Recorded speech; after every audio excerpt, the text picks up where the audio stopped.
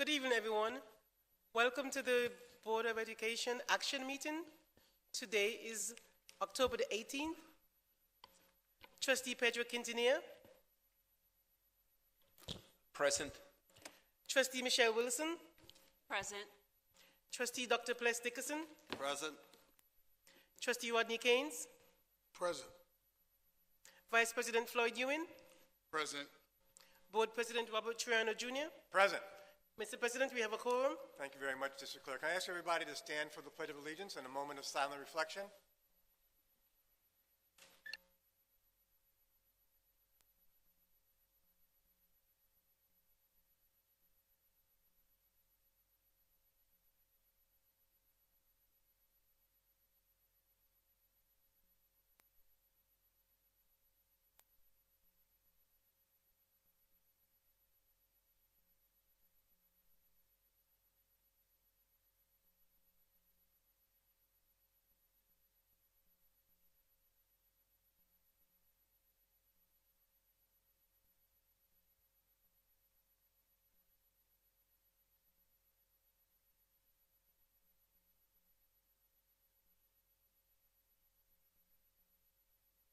Can I have a motion to approve the minutes of September 13th and September 20th? So moved. Been moved by Dr. Dickerson. Do we have a second? Second. Seconded by Trustee Keynes. Ayes. Trustee Quintanilla. Aye. Trustee Wilson. Aye. Trustee Dickerson. Aye. Trustee Keynes. Aye. And Vice President Ewing. Aye. And I, Robert Triano, vote aye. Motion carries unanimously. We're gonna have a presentation now, or going to be part of your report? Part of the superintendent's Okay, so we're going to skip the presentation section. That there will be a presentation that will be part of the superintendent's report. The next part of the agenda calls for a report from the board president. I don't really have a report, other than to say to everybody that's here and everybody that's listening on Zoom, or should listen from our archives. Many of you may have received your tax bills on the day after Columbus Day, whatever the date that was, and some of you may have been shocked by what you saw. I got reports about people's taxes going up $1,200. One woman, her taxes were school taxes were $3,800. They rose by $1,200. It's roughly a 30% increase, and she couldn't understand that, given that the school board reduced school taxes last year with the extra money we got in foundation aid. In fact, this is the second year in a row we've reduced the tax levy that we levy on Westbury residents. But last year, there were some people observed and questioned whether or not we really did lower the tax rate because their taxes went up.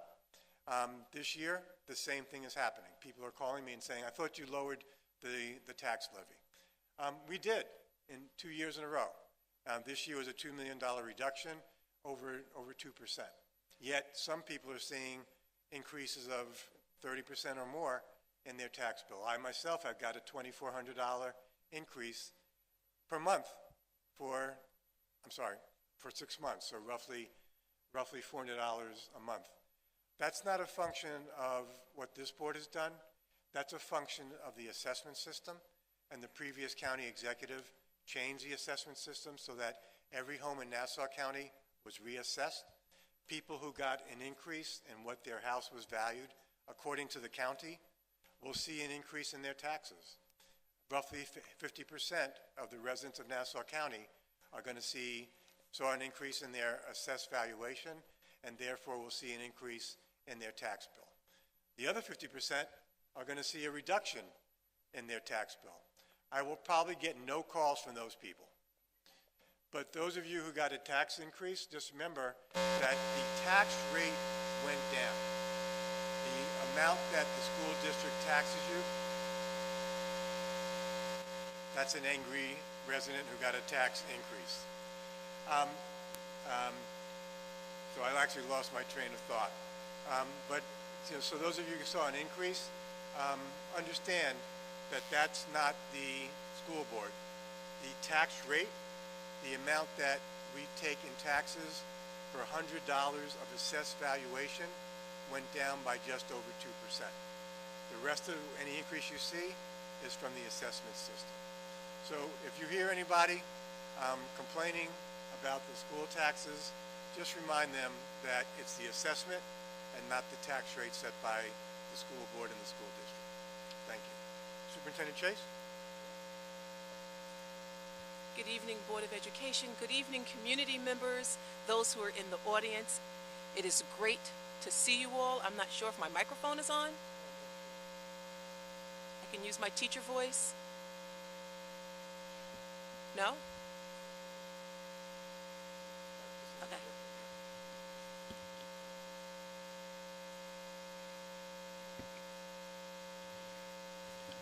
Good evening. That's better. Good evening. Good evening, community members, Board of Education. Good evening to those who are watching us virtually. I believe there are 19 people watching us.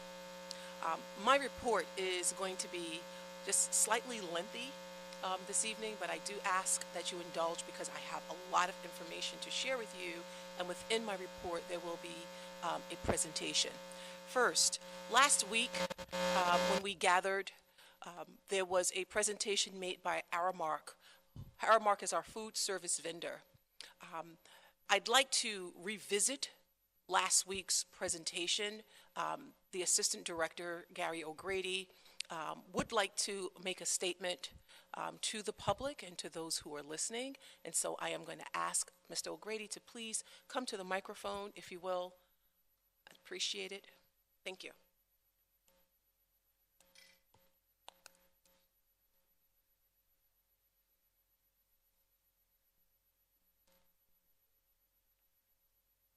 You may have to press the button. There's a button you have to press.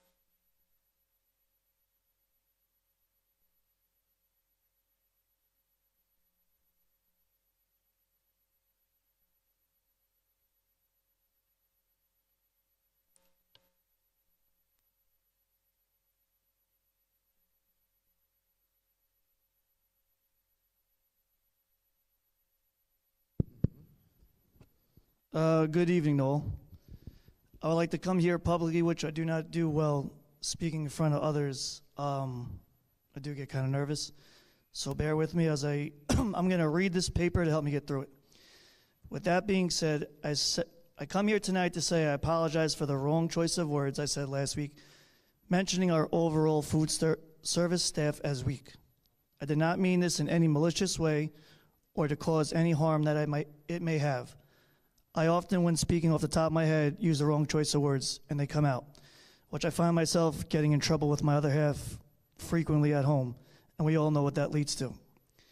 Happy wife, happy life, they say. And sometimes, as I did here, the wrong choice of words were said, and things were taken in the wrong context, and I apologize. I reflected all week and knew after I said it came out wrong, I knew right away it was the wrong thing I said.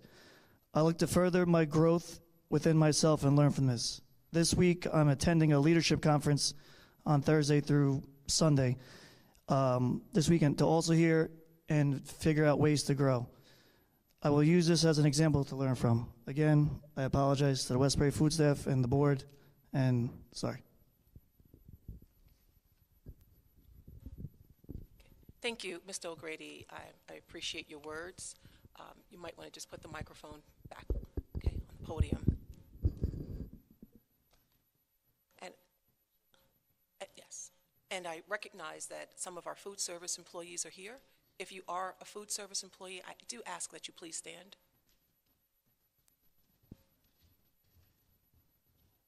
She's asking all of you. Oh, wow. There you go.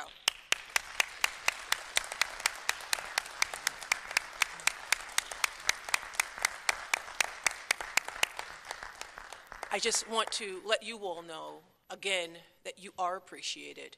And Mr. O'Grady, I want to thank you for your words. And I appreciate you writing the words to make sure that you got the words properly this time. And I just want to share again with the food service employees, we thank you all for the work that you do.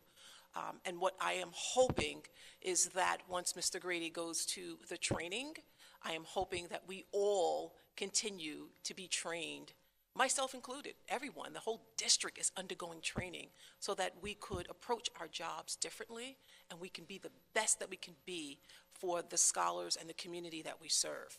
I can't wait to go to a training with 22 other staff members in the next couple of weeks so that I'm learning also. So we're all learning, and so I appreciate your willingness and your open-mindedness.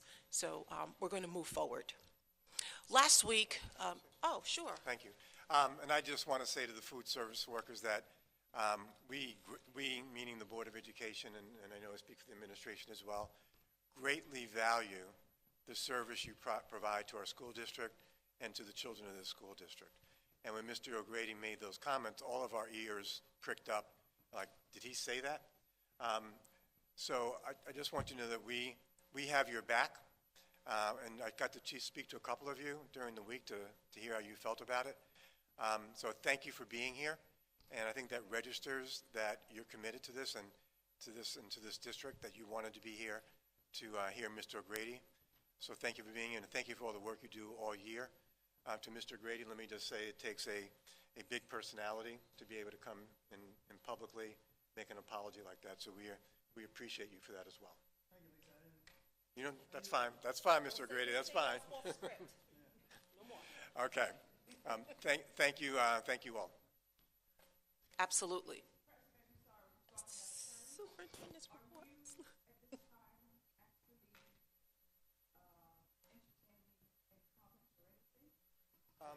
No, I would, so just for the record, that's Elaine Lavelle from 18 Oakdale Drive in Westbury, and you can make comments during the comment section. We just wanted to let Mr. O'Grady address the community as well as the staff. But you can, if you'd like to, you can speak to this during the open. No, during the open mic session you can. No, during the open mic session you can. Thank you, Ms. Lavelle. There was another comment that was made last week, and I just want to address it as well, because I'm pretty certain that there are onlookers and there are other people who might have some concerns. And so the concern last week was brought up about the playground at Drexel Avenue Elementary School. Drexel Avenue is one of our elementary schools, and I know that people enjoy using the playground when school is not in session. And as community members and taxpayers, I too understand wanting to use the playground. And, you know, I also appreciate the community members who understand our need to close the playground, because we've heard many complaints from our neighbors that there are behaviors happening at the playground that we believe that are just unbecoming of what we want our students to be exposed to. And we also understand that there's noise, and so we want our neighbors also to enjoy their homes in the evening and not be disturbed. And of course, we don't want to be the facilitators of such disturbance. That being said, we had to close the gate. But I hear our families who want to use the playground. We absolutely hear you, and we share your sentiment. So please know that the playground will be open on school days until 6 o'clock, and we think that time might change once daylight savings time occurs, right? And then on weekends, it is our desire to have the playground open from 10:30 a.m. until 6:30 a.m. So we thank you all for advocating, 6:30 p.m. So we thank you for advocating for the playground and those community members who've expressed those concerns. We thought that we struck a pretty fair balance in opening it for our community use, but also understand that we will need to close it at a particular time to protect our property, right? You're taxpayers, so this is our property. So thank you all for that. October is such a festive month, ladies and gentlemen. It is the month where we commemorate and we celebrate. We end Hispanic Heritage Month on October 15th. We ask that you continue to go to our social media platforms to see what our fantastic scholars are doing to celebrate the contribution of our Latinx Hispanic community to our society, and not just American, but the world, their global impact. And so our students have done a phenomenal job at celebrating Hispanic Latinx heritage. And so again, we ask that you continue to not only just watch us on social media, but have conversations with our scholars about the contribution their ancestors have made, contributions that generations before them have made and generations currently are making to society. Breast Cancer Month also is acknowledged in October. I want to thank the entire Westbury Union Free School District for participating in Think Pink Fridays.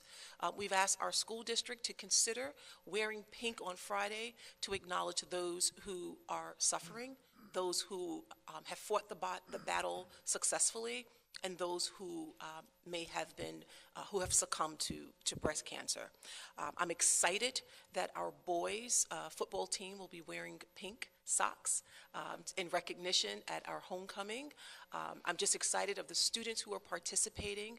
I'm going to talk about our MBK process very shortly, but I was so proud to see our young men adorn themselves so handsomely in pink ties, and you will see there's some variations of pink sitting on this dais as well. Breast cancer do not only impact females, but we are hearing more and more cases of males. So one of the things that I will encourage you to do is to continue to go for your screenings. Don't put off until tomorrow. Don't put off until next month. I know we're all busy, but early screening saves lives. October is also Italian American Month. I see that many of our Italian American colleagues have been posting about it as well. You know, in our school district, we're a school district that we don't just talk about being a school district of being a welcoming school district, a school district that embraces diversity, inclusion, and equity as well as belonging, but we also walk the talk. And so those who are commemorating and celebrating the contributions that are made by Italian Americans, please know that you have our support. We celebrated quite a few of our staff members in October. On October 2nd, it is National Custodian and Grounds Appreciation Day. On October 6th, National Coaches Day. And this week, October 17th, is also National School Bus Safety Week, School Bus Driver Appreciation. We appreciate those individuals who fall into those designations for all that they do, for the work that they do. We thank you, and we don't say it every single day, but just know that it is definitely in our hearts. It is also Principal Appreciation Month. This is the month where we identify and all the great things that our principals are doing in their leadership role. You'll see on social media that each day we are featuring a different principal. Please make sure you like, you share, and please acknowledge our hardworking leaders in our building. This month is also, this week rather, is also School Board Appreciation Week in the state of New York. Districts throughout the state of New York are acknowledging their school board for not only their contribution, their leadership, but their care and guidance of school districts. I'd like to take a moment to just thank my school board. My school board, they do not get paid. Whenever I call on them, they answer. Weekends, late at night, holidays.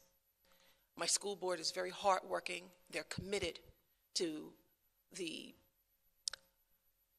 success of each and every scholar, and not just our scholars, but also our staff members, our community, our families, and even community members who do not send their children to the school. I have worked with several board members in my career, my 28, 29-year career. I've never seen a school board that is as committed as they are. They get along with each other. And I say that because I have worked with school boards that did not necessarily get along. The school board is agreeable with one another. They support one another, and they also support me as your superintendent. They allow me to bring ideas, and they support my ideas. They have not shot them down. I believe that they actually believe in the work that I do, and I believe that. And I always say that I am one of the luckiest superintendents to have 7 people standing by my side every step of the way. So I wish to acknowledge my school board for their hard work and their dedication to each and every scholar, staff member, and community member. I thank you all for all that you do. Now, in thanking them, and I ask you, let's give it up for our school board.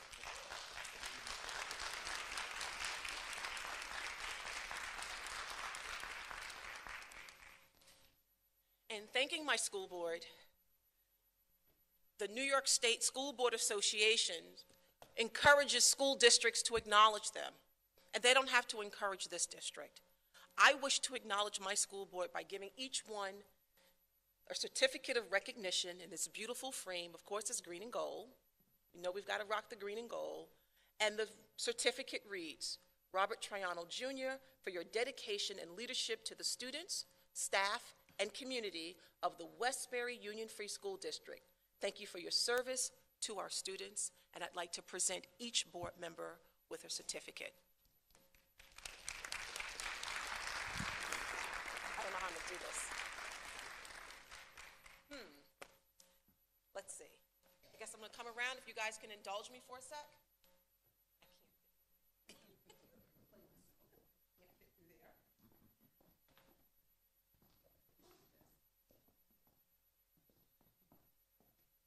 Mr. Robert Triano Jr., please come to the front.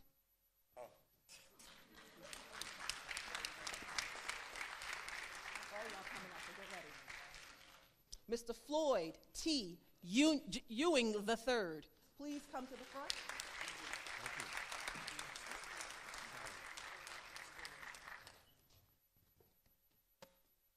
While he's coming to the front, I ask Ms. Robin L. Bolin, please come to the front.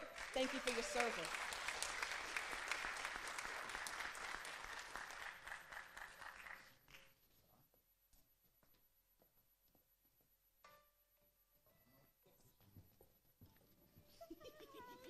Thank you. Thank you. Thank you for your service. Mr. Rodney A. Keynes, please come to the front. We thank you for your service.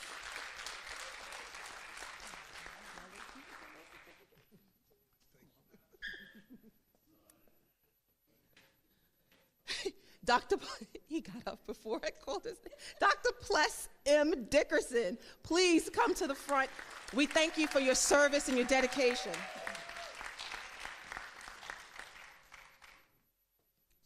Y'all looking real cute.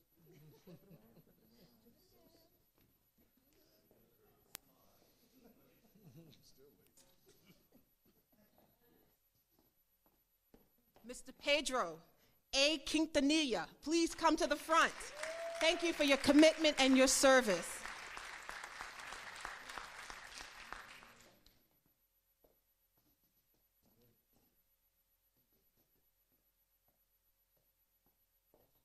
Last and definitely not least, Ms. Michelle Wilson, please come to the front.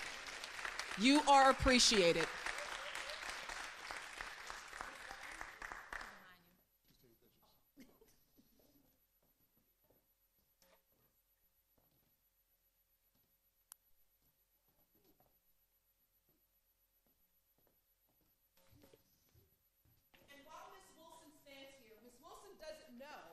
That the New York State School Boards Association has recognized her, Ms. Wilson, for completing 150 points. She's completed 150 points in leadership development, and the New York State School Board Association presents her with a Certificate of Board Excellence Award.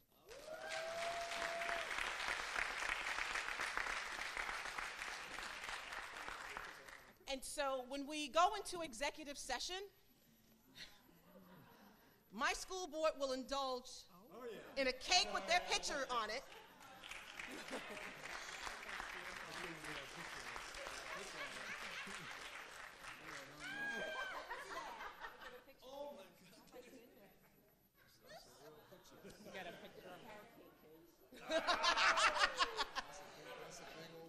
I know what they like.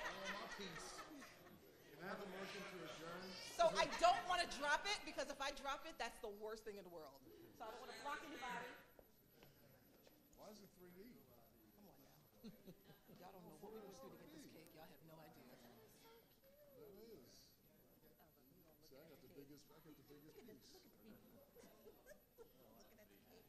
Got it? And then you can just do a close-up. We need her camera. For her camera. Wait. Look how shiny y'all are.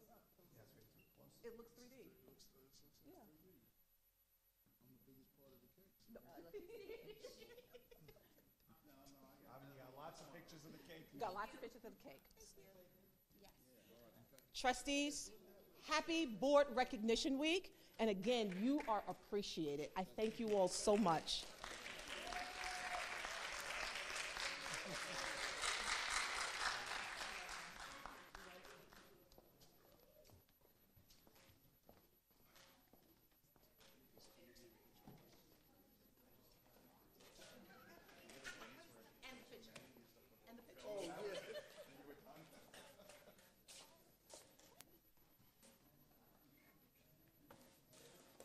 I just want to thank Dr. Chase with being thoughtful enough to take time out and to even think about getting us these certificates as well as the cake. But I always have a difficult time accepting thanks for doing something that I truly love and enjoy, and I know that that's true of my 6 colleagues on the board, and Dr. Chase spoke very eloquently about what they give to the school district. And I just want to second that. But I also want to say that I talk to other people, other school board members in other districts, and they talk about the labors they have and dealing with their community. And I just want to say that although Dr. Chase expressed appreciation, I feel very lucky, and I think my colleagues would agree, that our community expresses appreciation for the work we do nearly all the time. And so I'm very appreciative of being able to represent all of you, because I do think that you recognize that we're all trying here in the best interest of the kids and the community. But thank you for that, Dr. Chase, and thanks to all of you. Anybody else want to say anything? Does anyone else want to say anything? Does any other board member would like to say something before we move on? I'm just going to say, this really is Westbury love. Westbury love is real love. Anyone else? All right, congratulations again to my school board members. I also want to share with the community that November 19th is our first annual SEL Health and Wellness. Now, I know we've had other health and wellness fairs. This one has a little bit of a twist to it. There's a flyer in the back in Spanish and in Haitian Creole, and at this health fair, we're going to offer workshops. There are going to be food trucks, healthy food trucks, exhibitions, community leaders, food. There will be a free dental checkup, so make sure you bring your children out. Free health screening booths will be there, and other entertainment. You're going to see flyers in the coming days that has a QR code where you can sign up for a variety of workshops. We have brought healthcare professionals, mental health professionals, and the like from so many different resources throughout Long Island, and it promises to be a fantastic day. It will take place at the Westbury High School. Again, it is November 19th, so I want to make sure I share that with you. Also, coming up, October 29th is our homecoming. Homecoming 2022. That's right, give it a shout out. This year's theme is animated cartoons. I won't reveal any more. It promises to be such a showcase. Our schools are working really hard on their floats. I cannot wait to see the floats. We can't wait to see the game. But let me just give you the rundown for the day. At 8 o'clock, from 8 o'clock until 11, there will be a pancake breakfast. I see Miss Lavelle, who's here. Tickets are $10 per person. Ms. Lavelle, we thank you for all that you do to support the Westbury High School students through the pancake breakfast. I will be in the back once again with my head net on, flipping whatever you need for me to flip. I can't wait to join you, so thank you for that. We each year acknowledge distinguished alumni. I know we tried to move this to a Friday night, but it just didn't work, and maybe next year we will. But the distinguished alumni will take place at 9 o'clock in the Little Theater, and the winners will be announced shortly. Then the homecoming parade will begin at noon on the 29th. Rain or shine, we cannot wait to see you all there. The pregame festivals will begin at 1:15 to 2 o'clock. And then at 2 o'clock, kickoff, Westbury High School versus Baldwin High School. We hope you all will join us and will be there to celebrate our Green Dragons and to cheer them on. I have one more announcement. Uh-oh, that's okay. It's okay. Last Friday, my school board and I gathered here in this very auditorium where we acknowledge young men at our middle school and high school for accepting the My Brother's Keeper Challenge. This celebration of our men, our young men, our male scholars was absolutely inspirational. It was very heartfelt. Not only was my school board, full school board there during the day, who made modifications to their work schedule, their family schedule to be a part of this, but we also had in the audience and who also addressed our young men was a chancellor of the New York State Education Department Board of Regents, Dr. Lester Young. Also in attendance was Assistant Commissioner Anil Alston, who also was a part of this day, and we had community members to come out, and I also want to thank the men of Alpha Phi Alpha for their mentorship. We had mentors who celebrated our young men. Our keynote speaker was dynamic. Now, hearing me describe it is one thing. You have to see it to really understand what that day was like, to feel the inspiration and to see our young men in action.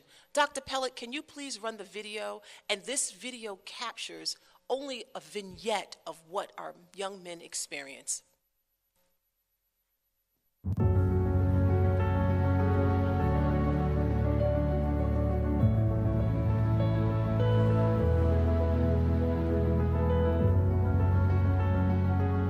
We're here, we're all here because we believe in you. This is why we're here today. We believe in your promise. The first rule is never give up. And rule number 2, don't forget rule number 1. I want to acknowledge that the young men of Westbury High School, the future MBK Alliance of Young Men, you will be prospects, not suspects. Hey, how you doing? I'm Elon Sylvester. Good morning, everybody. My name is Jordan Bassett. Good morning, I'm Malachi Red. And today we have a lot of staff, important people in the area in our community. And today we're going to be having what we call lots of workshops, networking sessions. And we're partnering with My Brother's Keeper at Westbury High School. And today's going to be an amazing day.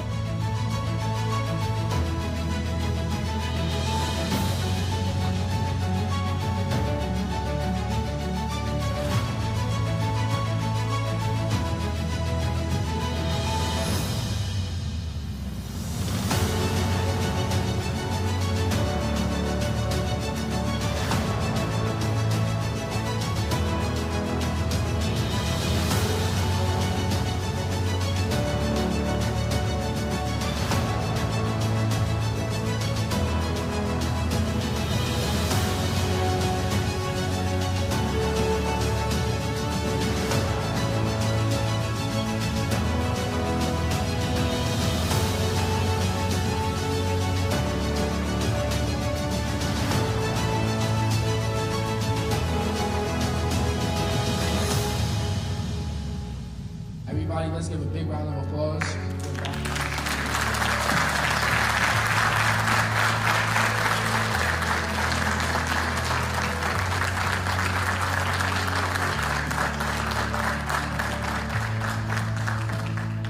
Good morning.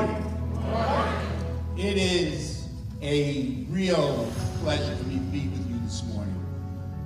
This is actually my second visit to the Westbury High School, and the first time I was here, it was an evening event, and we were just talking about establishing an MBK community here. And you can't imagine how thrilled I am to be back now to learn that you are well on your way to becoming an MBK community. So to the leadership, to the Board of Trustees, our superintendent, the administrators that are here today, let me thank you for your commitment to ensuring that all of our young people do exactly what President Obama said. Go as far as their hopes, their dreams, and their hard work will take. All right, so I just want to give you guys the run of order for today as we get ready to move into our workshops. We have some distinguished gentlemen of my great fraternity, Alpha Phi Alpha Fraternity Incorporated, that will be running some workshops for you, as well as our keynote, Mr. Keith Brown. So if you look into your programs, there will be a rotation of 4 workshops that you will be attending this morning. The first one of the workshops, led by Dr. Hayes from Hofstra University, is academic success and preparing for academic success. The second workshop deals with knowing your rights and interaction with law enforcement, led by Mr. Lonnie Hart, Esquire. And we also have a healthy relationships with Mr. Keith Brown, who's going to do that. And Dr. Stephen Skinner will also work with academic success. We have a 4th rotation that is outside, which is in mobile gaming truck.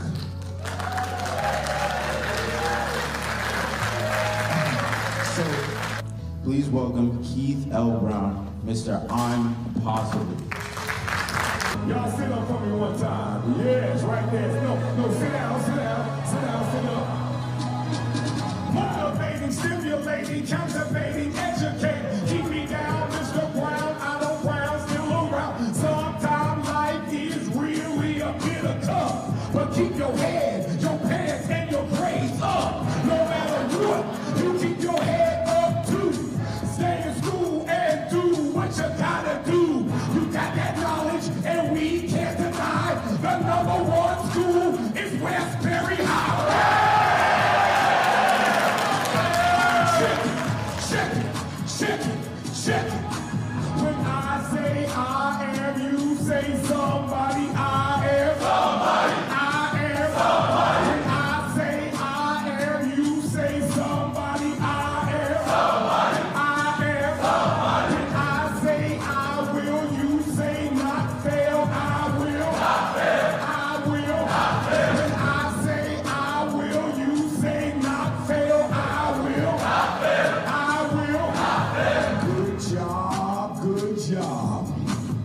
Good job, good job. Check it. G-O-O-D-J-O-B. Good job, good job. Everybody. Good job, good job. A little louder. Good job, good job. Now spell it. G-O-O-D-J-O-B. Good job, good job. This is what we're going to talk about today. The pencil represents each and every one of you. The pencil, Dr. Chase, represents every last one of these scholars. Nephew, I just dropped all of your brothers on the floor. Let me ask you a question. I just dropped your brothers on the floor. You are my co-speaker.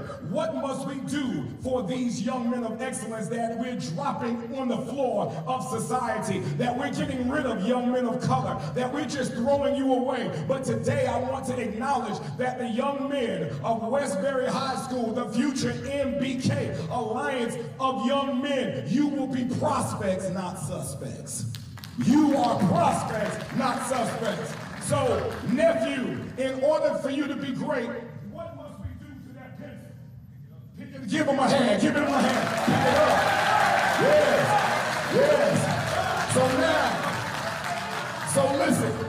So my nephew said we must pick it up. And what we must do, adults. Dr. Austin, what we must do is continue to pick them up. Look at me. Do y'all realize that everybody in here today on that stage and everyone in here had a title? I have a title, but today my title doesn't matter. I didn't come in here with a title because I'm not coming here with an ego, because to me, ego stands for edging God out. I know who I am. I don't need anybody's title. I don't need anybody's approval. I need you today. I need you. We deserve you today. And so the first thing we got to do is, before you can pick each other up, we got to pick you up. And some of the ways we can pick you up is we got to stop being afraid of you. We have to start speaking to you. We have to start, as President Obama did, go on that basketball court. We have to engage with you. We need men to step up in the gap like we're doing across the country, because when men show up, the atmosphere changes. So I love all the women in here, and guess what? Let me do this. My pronoun is he and him. So I have to be very gender neutral on a universal level because I believe in diversity, equity, and inclusion. But this is my pronoun, he and him. And so I'm calling on others with that pronoun, if that's all right, who are here today, all right? And I'm calling on those who don't have that pronoun but can stand in the gap because we are all one. We are all somebody, so we must pick you up. Here we go. 1. Westbury in the house. 2. We are the Light Dragon. 1. MBK. 2. Here we go. 1, 2, 3, and I love myself. I believe in myself. I'm proud of myself. I'm a genius. I believe in myself. I'm proud of myself. I'm a genius. I love myself. I believe in myself. I'm proud of myself. I'm a genius. I love myself. I believe in myself. I'm proud of myself. I'm a genius.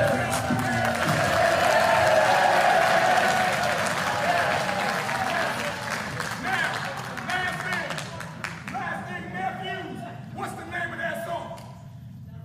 Walk It Out? What's the name of that song? Well, guess what? Scholars of Westbury, future MBK members, we don't mind y'all walking it out, but you better not walk out of Westbury Union Free School District without a diploma in your hand.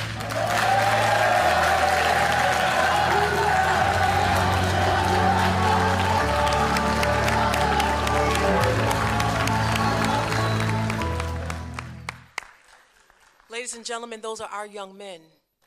And when you think of our young men, those are the images that I want you to have in your head. They are strong, they are smart, they are brilliant, and their future is bright. The MBK program will help them as they navigate into manhood. We had male mentors to come out from various industries to serve as mentors to these young men, and to this day I am still getting inquiries as to how do I become a mentor to these young men. I could not have been more proud of that day. It was such a wonderful feeling, and it made my heart full. I'm a mom of a teenage boy. I know that sometimes when people see my son, he's tall, they may have a certain image of him. That is not who he is. My nephews, my cousins, these young men, tying their ties was like tying my own son's tie. Everybody who participated in that day felt so wonderful being in the company of our young men. My only hope is that the next time we have this summit is that this auditorium is filled with young boys. I want the elementary, I want the middle and the high, and we can fill this auditorium. Keith Brown provided so many points of wisdom to these young men, so many. You just saw just a small bit of it. It was excellent. From the board president speaking to them to each one of these board members having conversations with these young men about their future. But look at them. They were so proud of themselves. And this had to have been such a special event because News 12 was here, CBS News was here, Newsday was here, and I found out today that we were on news break. Somebody sent it to me from another state. That's how powerful the day. And we've got to keep that momentum going, Westbury. We've got to keep the momentum going. People are seeing the great things that are happening. Trust me, CBS News is not going to come here for nonsense. They stayed here the entire time. Now, I just want to talk a little bit about that gaming truck. The gaming truck was, for the purpose of it, was to teach them teamwork, was to teach them communication and collaboration skills, but we did it through gaming, and it was very, very successful. So to all who are listening and they participated, I just want to say thank you so much. But I especially thank Mr. Kyle Bowler. I especially thank Mr. Al Williams. I especially thank Mr. Banks, Coach Banks, for their hard work and for putting this amazing event together for our young men, middle and high school. I'm looking forward to more great things to come. Does any of the board members want to comment? You know, you asked me, I'm going to use the opportunity. That tape gives you a small snippet of what we experienced, but it was, some people would say that I don't get emotional, but I got emotional that day. And it's a day I hope never to forget, because you know, the young men that were here are at an age where it's easy for them to be cynical or to not be serious about presentations like that. But they were so engaged. They were listening so intently. It was clear that they were so serious about their futures that none of us on this board could help but be moved. And when you saw the young men standing up as Keith Brown was motivating them, there were a couple of board members up in the back getting up also. And then, so that was like the fun part, but still, it was like, you wish they could experience that every day because they were charged up in the moment. And it was almost a mystical moment. I don't want to get too deep here, but it was pretty deep.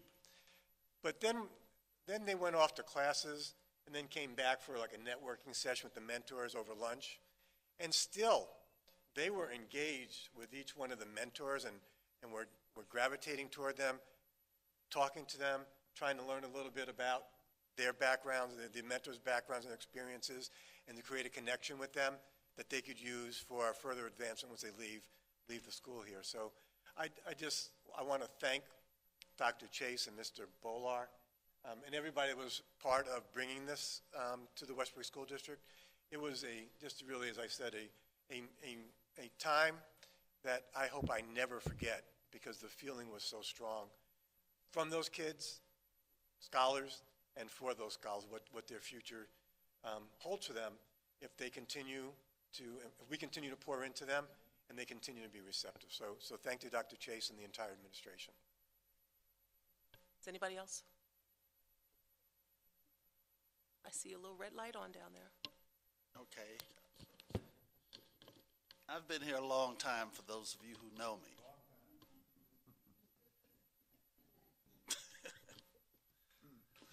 I will say that the experience of that day was one of the most phenomenal days that I have seen in this building, Westbury High School. And I just want to say thank you to all of those who were involved, Dr. Chase, in bringing it here. And I am just hopeful, no, not hopeful, I know that it will continue. And we will see much success with our young men. Thank you.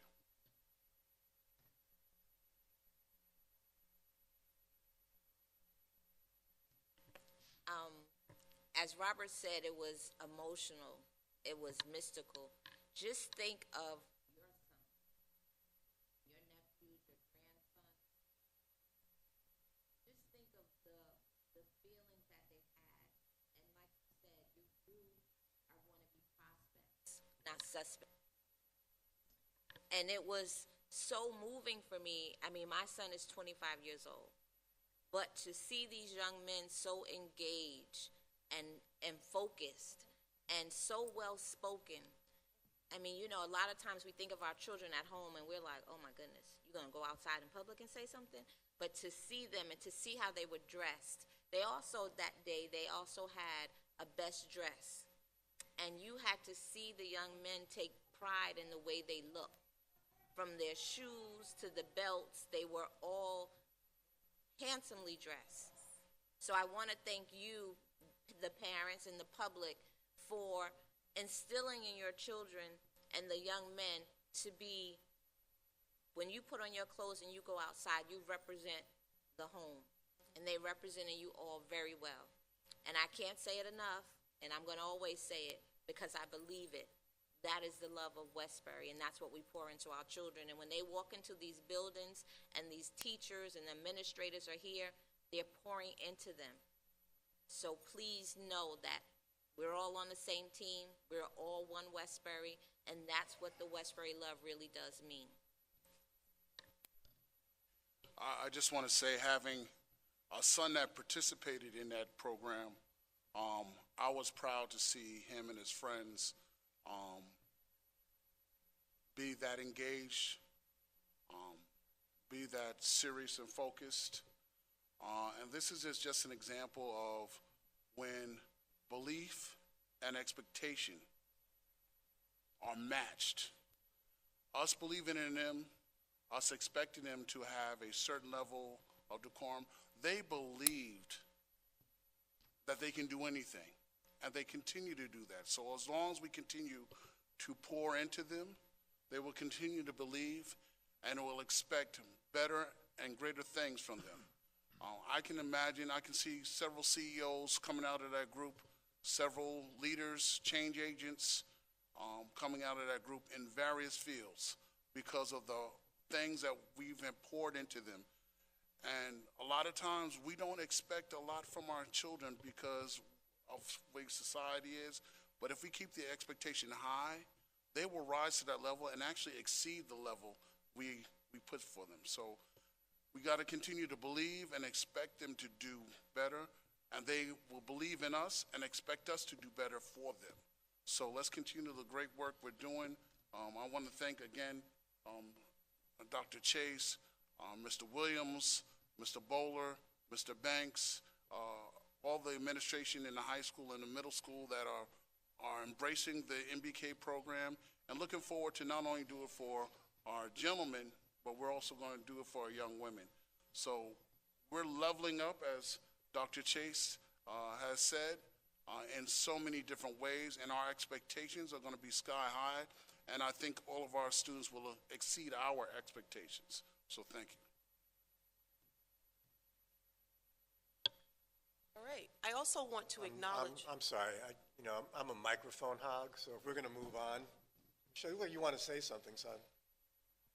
I think my fellow board members expressed all the sentiments that I echo. The one thing that I noticed in all of the men was the sparkle in their eyes. I felt it, the energy, wherever we were moving from this room to the library to the other rooms. It was an anticipatory feeling. And they were very humble. And I just know that great things can happen when you give youngsters an opportunity. And those men were ready to seize the opportunity. And I'm just very thankful for that, and for the administration, and for Dr. Chase, and all those that were involved, for the preparation that went into that day. It was evident, and I think I shared this with the board members earlier this week. This work takes a lot out of you. That day filled me up again. You get to see the fruits, and this is why we're here. This is one of the reasons why we're here. So thank you again, and wishing everyone continued success and support as we continue this program. And as Lloyd alluded to, the girls are next. So we're looking forward to that. Thank you.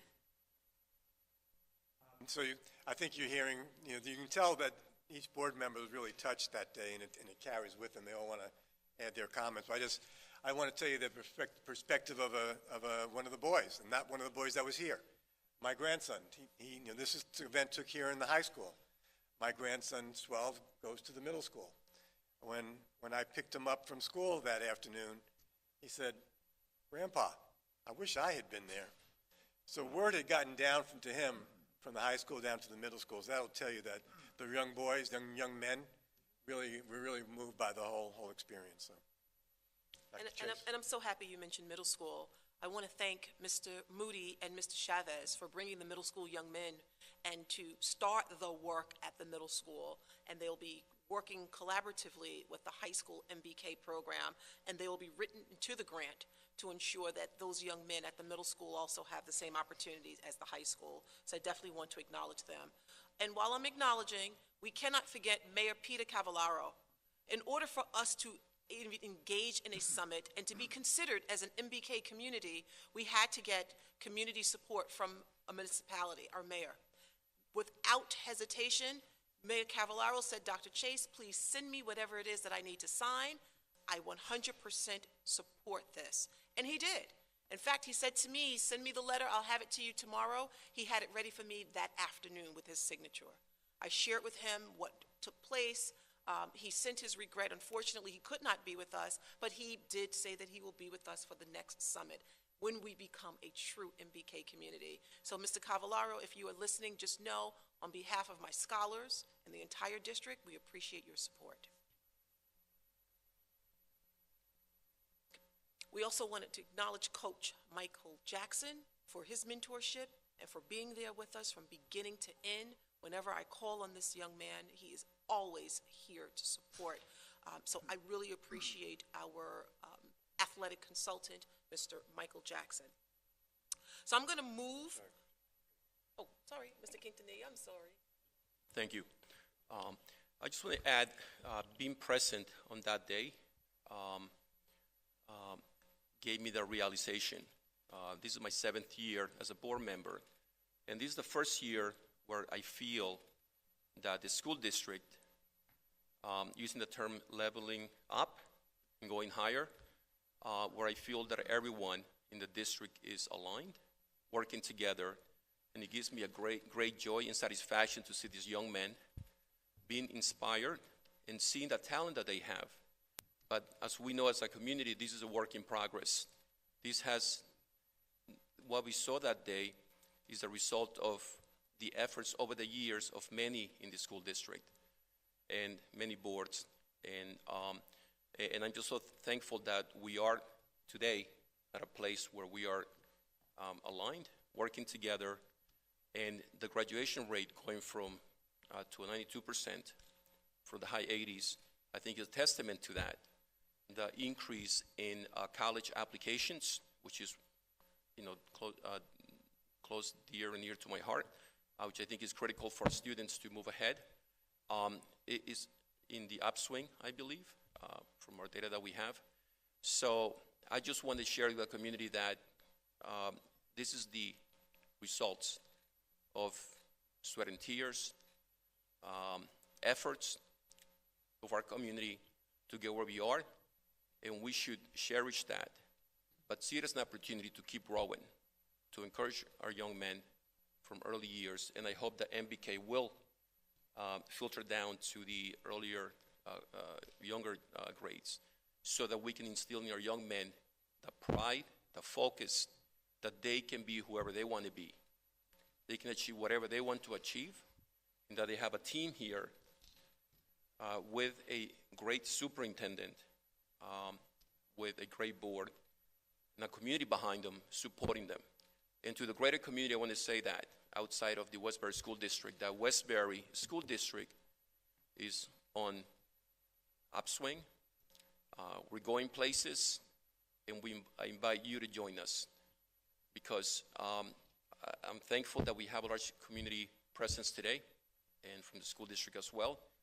But I want the greater Westbury community to join us in this journey, because Westbury, as they said, there are people who are from Westbury, and there are people who want to be from Westbury, quoting our board president. So let's be from Westbury. Thank you.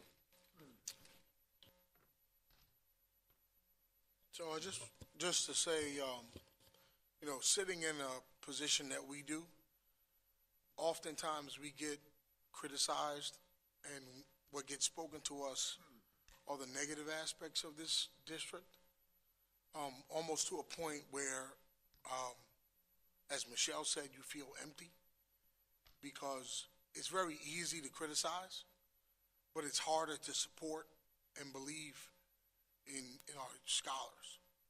And so, that day for me was, it was feeling like it was for Michelle, because there are times that, I actually tonight want to challenge everyone here and everyone listening to talk to our scholars. Find out who they are, when you're in your yard, when you're picking weeds. Talk to the kids that walk by your house, and you'll find out that there's a lot more positive in our children than negative.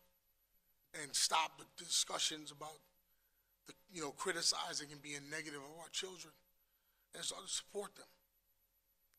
Because everybody in here has something to give them. And when you criticize, you're not giving them anything. So please, support our scholars. So And I'm going to go as far as saying they're watching us. They're watching us right now. Believe me. They talk about our board meetings. They're watching us. We need to pour positivity into them. And let's continue to do that. I thank the community for allowing me to be who I am as a superintendent and just bring something unique and different to the table for our scholars. And I will continue to do that for as long as I'm here. So I thank you for that. I hate doing the acknowledgement thing because I always end up forgetting folk. And so, when you see all this great stuff that's happening on social media, these flyers, this new logo and all this new freshness that's going on here, and even just putting that video together, I'm working with a team called Firemaker. I love that name because that's exactly what they do. They bring the fire. You speak to young people, you know what it means for something to be fire, right? So that's why I stay around young folks because they keep me young, Corey. They keep me young. I know all the slang, I know everything, I know the music, you name it. But the Firemaker team, they're the ones who are helping to put us on the map. There are people talking about Westbury in other states. I remember when I first came to this district and I was in circles, and what district do you work? I'm in Westbury. Oh, now, I hear you guys are doing this. I'm hearing that, I'm hearing this, which is a wonderful segue into our next presentation. Indulge me because you are going to be excited about this next presentation. There are some great things happening in this school district, and we need to shout it out to the world. And all of you who are listening, thank you, Shahana, all of you who are listening, all of you who are here, I expect for you to be the ambassadors to shout it out. When you're at 7-Eleven, you're at Walmart, Kmart, or wherever you are, on an airplane, airport, because you guys are all over the place, and someone says something negative about our school district, counter it. You saw it today, these boys. Brendan Gallivan, who is one of our administrators, is about to share something extremely exciting about our school district. Let people know what we're doing here at Westbury. We've got the best scholars and staff on earth.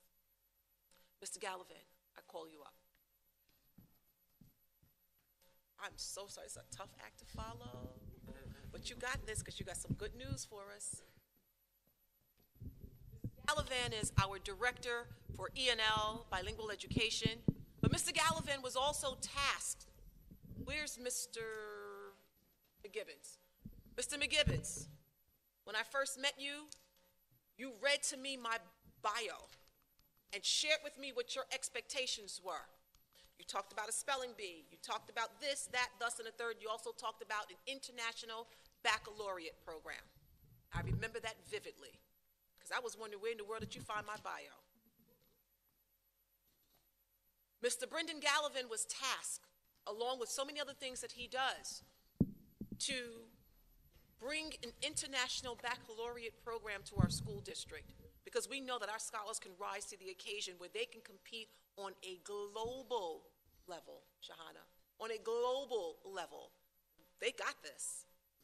And so Mr. Gallivan has some exciting news that he's going to share with you, among other exciting things that we're doing with diploma designations and giving our students an opportunity to compete beyond the borders of New York and the United States. Mr. Gallivan, please stop me now because I'll steal your thunder. Go. Thank you, Doctor. Thank you, Dr. Chase. Thank you, Board of Education, for your ongoing support for these initiatives and for these programs. Before I start, I just want to say buenas tardes, bonsoir, good evening to the community. So all praise deserved to the MBK celebration and initiation. It's another way we're just celebrating who we are and what we can be and our potential. And our North Star as we're designing programs is our mission statement. And so I just wanted to start right there. And by the way, that's Ms. Stingwall and our little ones at Dryden. So tonight, I want to talk about 3 initiatives that also nurture the very best of who we are. Nurture who we are in terms of multilingualism, multiculturalism. So tonight's presentation will do a brief overview, updates of our transitional bilingual program, K-5. We're going to talk about the New York State Seal of Biliteracy, which you may or may not have heard of. But tonight, if you haven't heard of it, it's an announcement and it's a celebration.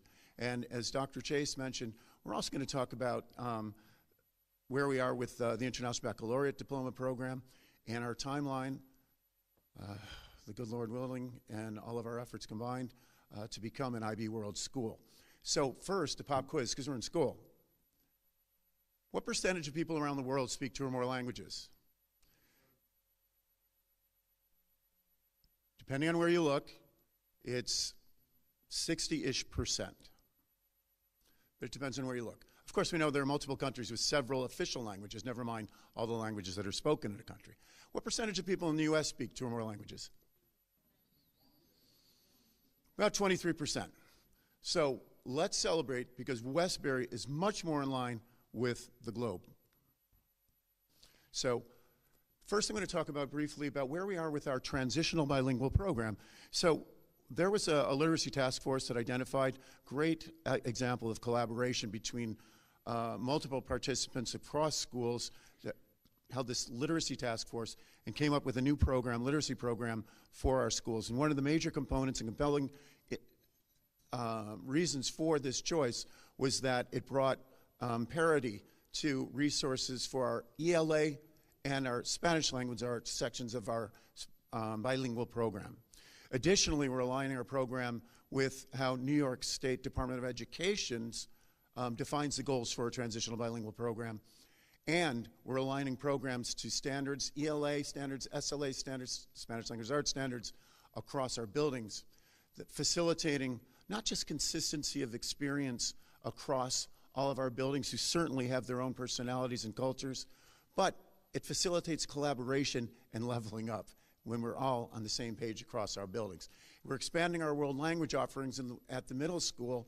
That's a horizon goal as well. And the reason I play that is because that segues me into our next celebration, the New York State Seal of Biliteracy. What's the Seal of Biliteracy? Well, quite literally, it's a seal that gets placed on the diploma of a Westbury High School graduate who has demonstrated proficiency in the English language and a language other than English. It's available to all students who are able to demonstrate proficiency in the English language and another language. It's able to be earned in languages other than the languages we teach in our schools. For example, you could earn a Seal of Biliteracy in Haitian Creole. You could earn a Seal of Biliteracy in Urdu. How is it earned? There's a kind of point, to put it very simply, there's a kind of point system. It's based on your course study, certain exams you take, as well as a final panel presentation in the 2 target languages, English and the language. In the purpose, and I apologize for reading, but I'm just going to read a few of these bullets that you can't read because they're kind of blurry, because they speak to our mission as a district. And so we're preparing students. Pardon me. So we're preparing students we're encouraging students to study languages. We're preparing them, we're certifying that they have attained biliteracy skills by earning the Seal of Biliteracy. We're providing potential employers with a method of identifying people with language and biliteracy skills. We're providing universities with a method to recognize and give credit and placement to students that show this level of achievement and this broad skill set. And we're affirming the value of diversity and multilingualism in a global society. And by the way, much praise to Ms. Vargas and the committee that's working hard to realize this project, the Seal of Biliteracy at Westbury High School. And this year, in June, we're on track to recognize 80 scholars who are going to earn the Seal of Biliteracy in Westbury High School. I know. I hope you all have smiled a couple times during this board meeting between the MBK presentation and what we have going on. So I want to say again, our work is affirming to who we are. We talk about diversity, equity, and inclusion. As I said in another meeting, DEI is in our DNA. So global communities, well, here's a global community, the International Baccalaureate Organization. It's a worldwide community. I come back. The world, the objectives and vision of the International Baccalaureate Organization align very well with the visions of the Westbury Union Free School District. So a little history. What's the IBO? The International Baccalaureate Organization began in Switzerland back in the late 60s, and it started because of primarily diplomats who traveled from country to country wanted to establish a measure, a dependable measure across different countries of attainment, and so they established, upon graduation, the awarding of an international baccalaureate diploma. Westbury has been at work on this initiative since last spring, and we recently jumped our first hurdle. Again, I'm going to give another moment of praise to some high school folks, Mr. Zimmler and Dr. Pellick, who partnered with me and collaborated on the first stage, and now we've entered the candidacy stage. And I'll talk about what that means when I go over the timeline in a couple of seconds. What is a bilingual what is an international baccalaureate diploma program? Wait, hold on. Yes. You said we entered the candidacy stage. We did. That's a huge that is a big deal. Undertaking, community. Can you just explain what that means? So it's an interesting process. You actually have to apply to be considered applying. So you apply, and then you, after your credentials are evaluated, you enter a stage that's referred to, now you're a candidate school, which means you can start organizing the program, you can start identifying teachers to teach the courses, you can identify people for official training by the International Baccalaureate. By the way, teachers and folks with roles in the International Baccalaureate program have to have official International Baccalaureate program professional development. And we're on our way. In fact, tomorrow we'll be starting a 3-day workshop for IB Diploma Program leadership for our high school leadership as well as our district level leadership. And we brought the trainers here. It's also, very often folks will have to go to other places to receive training, but I wanted to start here. I wanted us to build community and teamwork here in Westbury. So, Mr. Gallivan, what you're saying is that most districts that enter the candidacy stage have to go to an IBO conference or workshop. You're telling me that IBO is coming to Westbury. Very often they'll choose to send people individually away to a workshop, but for our purposes, One Westbury Love, as you keep saying, we want to start as a group, as a team in Westbury. We will expand, we will go take advantage of the IB community that's out there, because it's a global community, and that's one of the things, actually, becoming an IB school affords us linkage to a wonderful network of instructional leaders and teachers around the globe. So basically, going into what is the diploma program, and thank you, Dr. Chase, for putting pause on me for a second there to do kind of an audio underline of that. The diploma program happens during the junior and senior year of high school. Most courses are 2-year sequences, and you have to take 6 courses in different subject areas, as well as take 3 components that are referred to as the core. There's a kind of philosophy course called Theory of Knowledge. There's a component that it's a wonderful component because it gives a child a chance to have their outside of classroom life considered on a diploma situation. It's called Creativity Activity Service. And so if your son or daughter volunteers at a local hospital, if your son or daughter is a theater kid and spends, countless hours either, in the marching band or in theater, they can reflect on that experience, and it counts towards the diploma. If your child is a football player or a soccer player, they can reflect on that experience, and it's part of the diploma. And then there's a research paper, and the research paper is also over 2 years, and it's by student choice. So it's an in-depth piece of work, but it's also according to student choice. These are the 6 subject areas, and it's language and literature. Language acquisition means foreign language, history, the sciences, maths, and the arts. So we will come back, and there will be more presentations about the International Baccalaureate program, but what's an IB education? It celebrates the many ways people work together to construct meaning and make sense of the world. What's an IB education? IB is asking, doing, and thinking as a community of learners. What's an IB education? IB is open democratic classrooms. IB empowers young people for a lifetime of learning. IB prepares a community of learners to engage with global challenges through inquiry, action, and reflection. And some of you may be thinking, are we building a program for the smartest 30 kids in the school?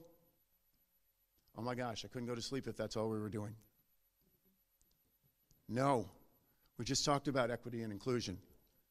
So we are building a program for those students who will be interested in achieving that kind of challenge, the interest in doing the complete diploma program that I just described. But what's equally as important, if not more important, for us as a Westbury community is a concept of IB for all. And it's a horizon goal that all of our students will graduate having taken at least one IB course before they graduate. And there are many reasons for that, but I appreciate that. Thank you. I appreciate that.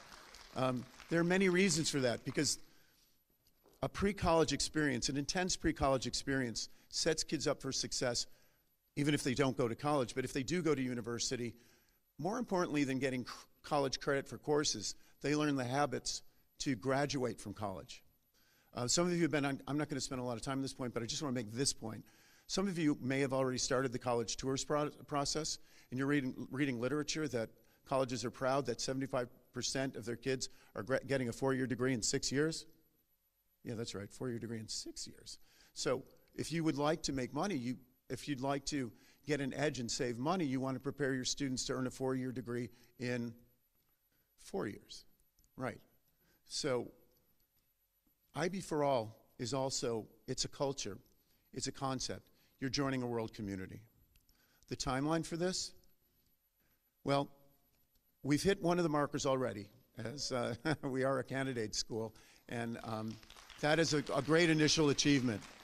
And it's going to take a lot of collaboration, a lot of contributions from a lot of different people to make this happen.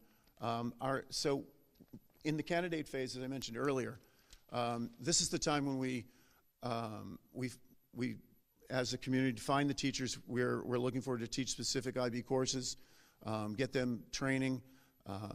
As part of their training, they'll write a course outline, and we supply curriculum. We do all we need to do to set up the program, including providing social emotional supports for teachers and students who are involved in a rigorous program, and making sure the resources that surround the program, such as library, media, et cetera, are all equipped to support our students and this program.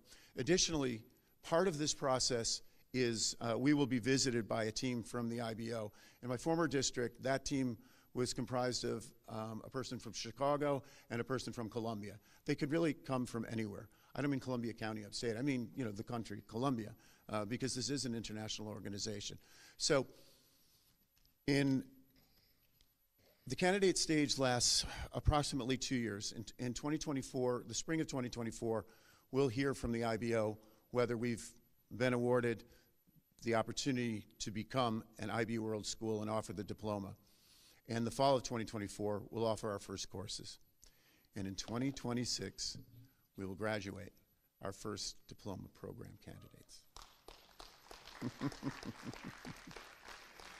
And I just suggest to you that, and thank you, I mean, there's a lot to be excited about, and the work is energizing.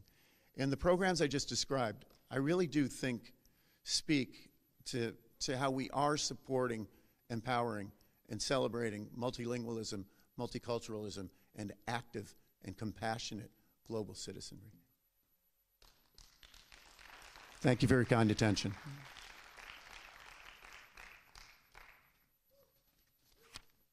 Excellent job. Thank you so much for sharing that.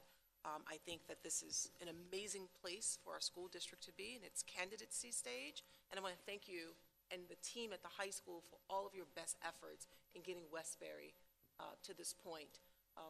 We're going to celebrate that. We're going to celebrate that milestone. I know that the IBO they want us to use PR very gingerly, and we will follow their format. but I'm going to shout it out to the world. We can We're shout this out. Okay, so I just want you to know that, and I think that's what the board wants too, is to let everyone know where we are and what we're doing. And I'm looking forward to going into full authorization, so I thank you. You're welcome. Thank you for your kind attention again. Have a good evening. I think that concludes the superintendent's report for this evening. I did say it's a little lengthy, but I hope that you all got some great information from it. Thank you, Mr. President.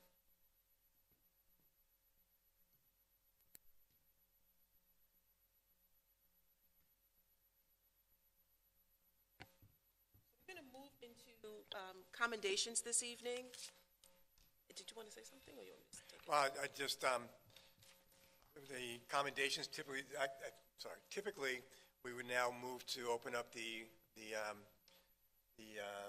mic to comments from the audience or questions from the audience, but we want to recognize one of our staff members for a reward she received from New York State, and she's here with her husband and her less than 1-year-old baby, and so we want to move them out of order, if the board will agree to that, so that they can put young Travis, to bed for the evening. But before I do that, I just want to, again, thank the cafeteria workers that were here tonight, and we're not looking to hold you captive here all night long, so we appreciate you being here. I want to say again that we respect you for what you do for our community and for our kids. But now, if you'd like to go, feel free to leave now, and if you'd like to stay, you're certainly welcome to stay as well. But this would be a good moment if you want to quietly exit while we ask Dr. Cynthia Oriana to please come to the mic.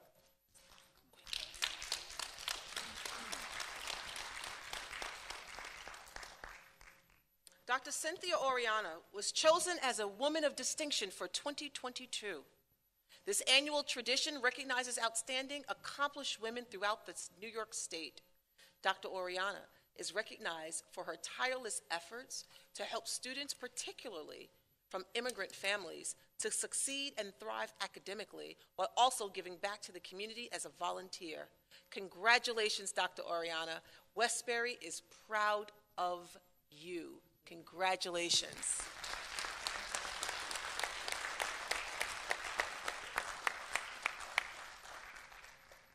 Although I know you were acknowledged by a state senator, just know that you're also acknowledged by us. We're very proud of you. Absolutely.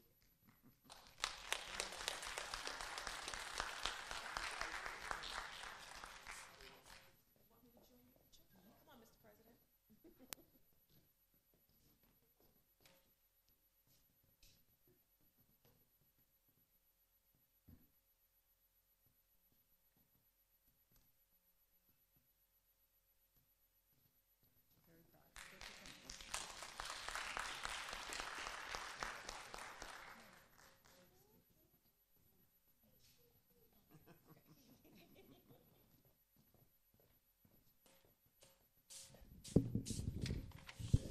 Good evening, everyone.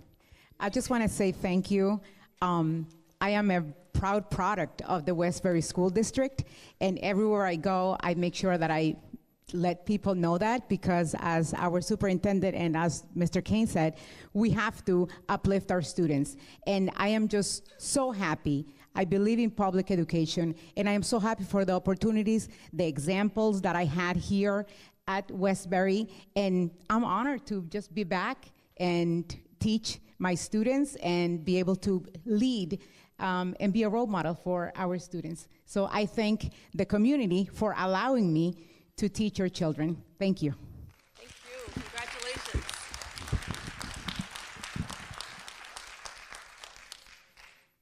Cynthia, we're really happy to have you as a member of staff and also as a member of our community. I just want to take a moment also to recognize her husband, Davis Oriana, who just last week he received an award. He was an honoree of the town of North Hempstead's Hispanic Heritage Month celebration. So congratulations to you as well, Davis.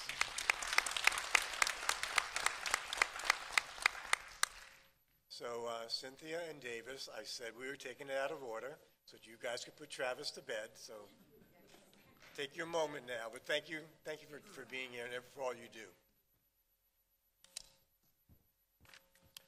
Okay, we'll now open up the mic to anybody who has a question about an item on tonight's agenda first. Once we've taken questions about tonight's agenda, we'll take questions about anything impacting the school district.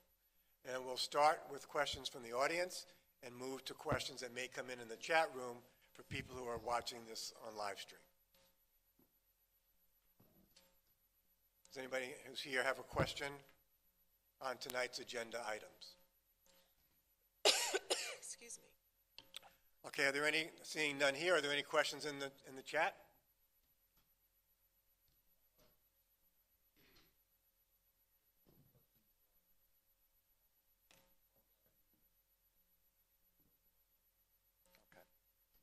We'll come back to that.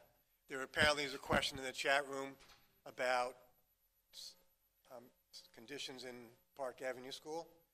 So we'll have a question about that. So now we'll open up the mic to anybody who has a comment they'd like to make about the school district or a question about the school district that's not necessarily part of tonight's agenda.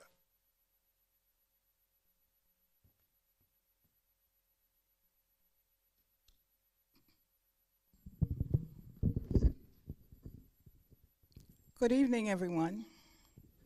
First, let me just be clear. Is this the time we talk about stuff other than what's on the agenda? Yes. Okay, thank you. My name is Elaine Lavelle. I reside at 18 Oakdale Drive, Westbury. First, let me begin by saying that last week when I left here with a very sour note. And I will say that I had a very tough week. But coming here tonight and to hear the apology, I should say that I am not going to say 100% that it's going to heal the wounds, but that is a start. Okay? So having said that, I would like to say, and the presentation tonight, Dr. Chase, I will say, off the record now, of what I want to talk about. When you first came, before you came actually, to Westbury, not going to lie, I looked you up. I'm being honest. And if you recall, Dr. Chase, when you came, what was my first thing to you? Two things. I said I was inspired by two things actually jumped out at me. What was that? Do you recall? Spelling bee and what Mr. Brett today, okay? And after the spelling bee, I was not able to participate. I think I was sick or something. And actually, I remember saying to you, one up and another one to go. So I am very pleased to see that those two things are actually, one is accomplished. Because based on the presentation here tonight, we are on our way. And I thank you for that, okay? All right. Now, a few board meetings ago, I asked about a raise for cafeteria workers, an increase. I'm standing here before you tonight to ask, what's the status of such? Now, these cafeteria workers, in my view, are essential workers in our community and should be treated with the same respect and dignity as any other worker or workers in our community. Even though they are paid actually peanuts, we need to do something about that. And because, having said that, I would say a large percent, if not all, live in our community, they pay taxes, and they work very hard on behalf of our children and our community. The other thing I want to talk about tonight is this. These cafeteria workers are responsible for feeding our children. On a daily basis, these workers tarry in the kitchen, standing on their feet, mostly women, for how many hours? It's my understanding, correct me if I'm wrong, that their stools or chairs were taken away. Is there an explanation for that?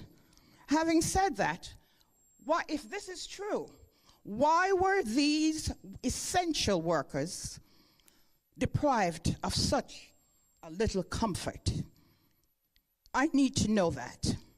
Also, like I said, I came in here tonight on a different mindset, and I have a bag in there full of stuff. I probably would have needed at least 3 board meetings to talk about this. Right here in front of me here. Sorry. Thank you. I'm sorry, sir. Thank you. I'm emotional on this. This folder here has the wellness policy. I'm not going to get into that, okay? But I just want to say,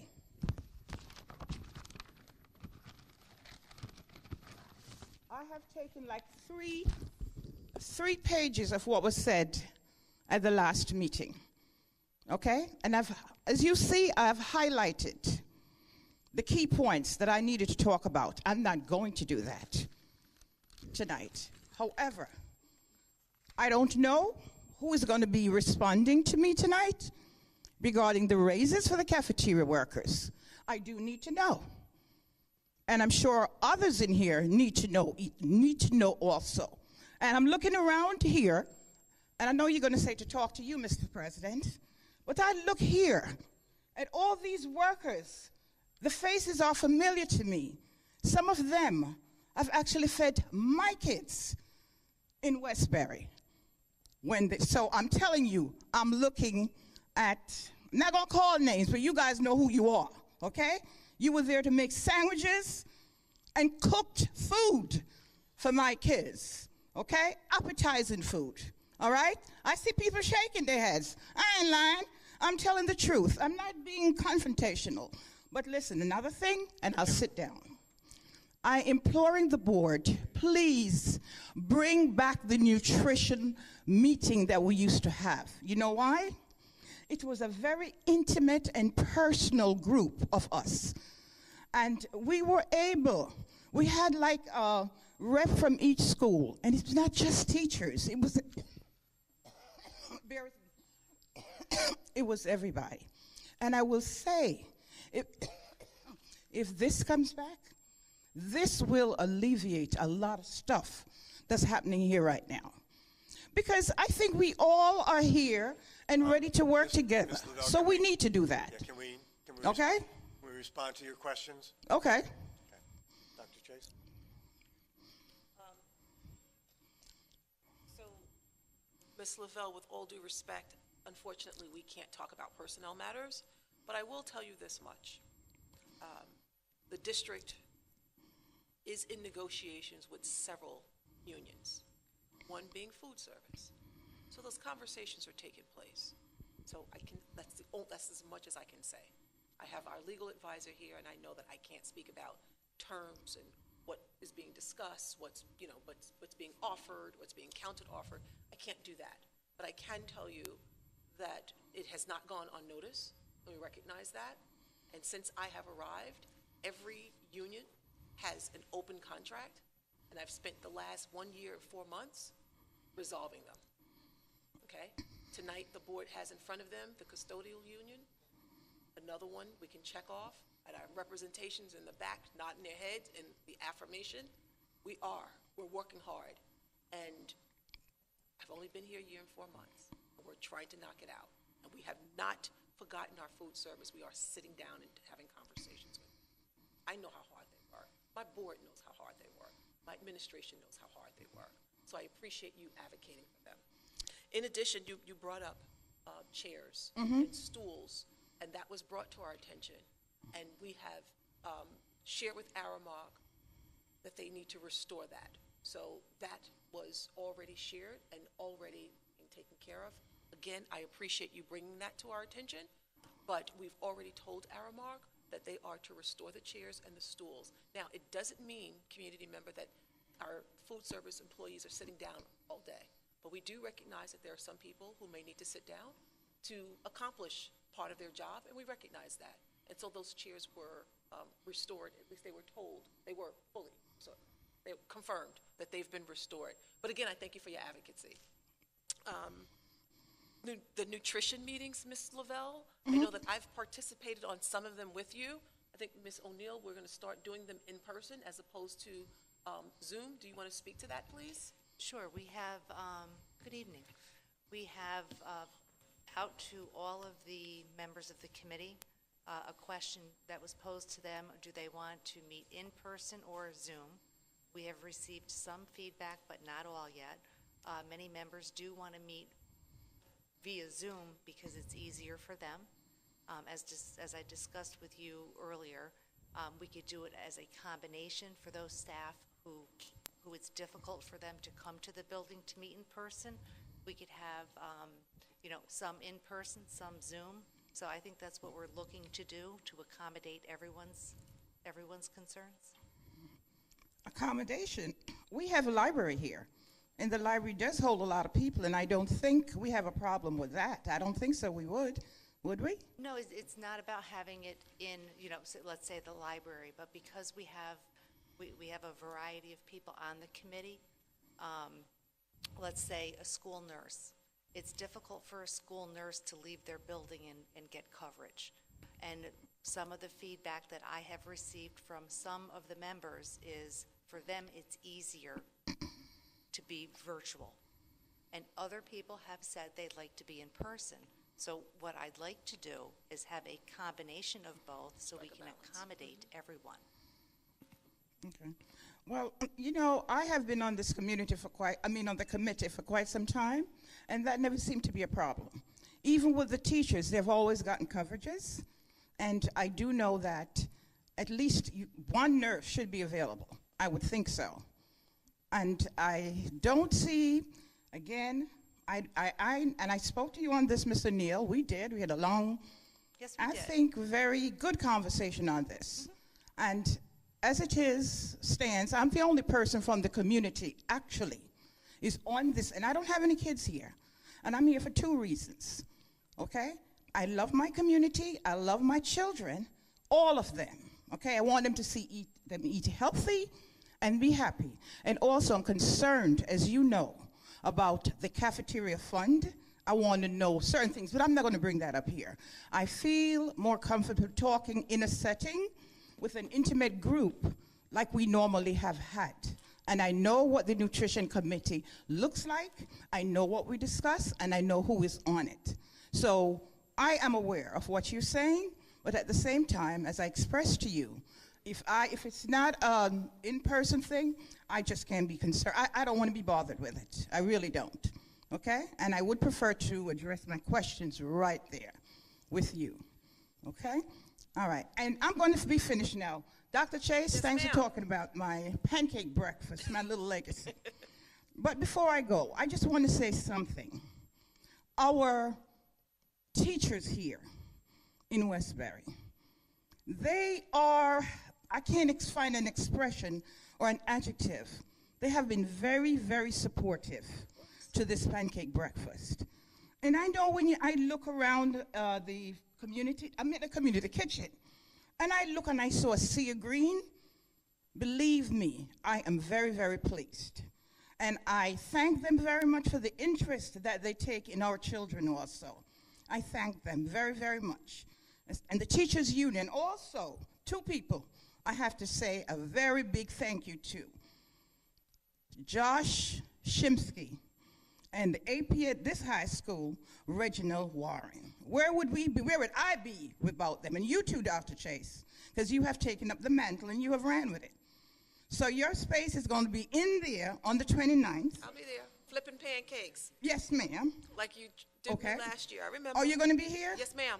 Okay. I'll be flipping All right. pancakes. Yes. Just tell me what you want to serve, the whole plate, the bacon, let me know. Yes, exactly what I did last year. Just make sure you have my hair net Oh, ready. okay. I think you'll be number 2 on the line. And the servers, okay? Thank you. I think I talk enough. I'm going to sit down, okay? Thank you, Ms. Lavelle. Thank you for putting up with me. Absolutely. Thank you.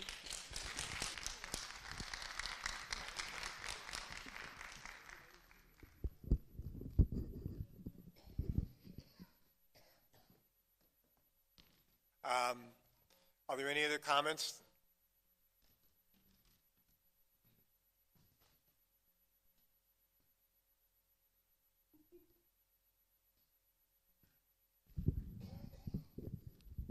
Good evening. Chester McGibbon, 502 Alicia Drive. Mr. President, reports from around the country, school districts have been experiencing what's referred to as pandemic-related stress amongst teachers and students. How are we experiencing anything like that in this community?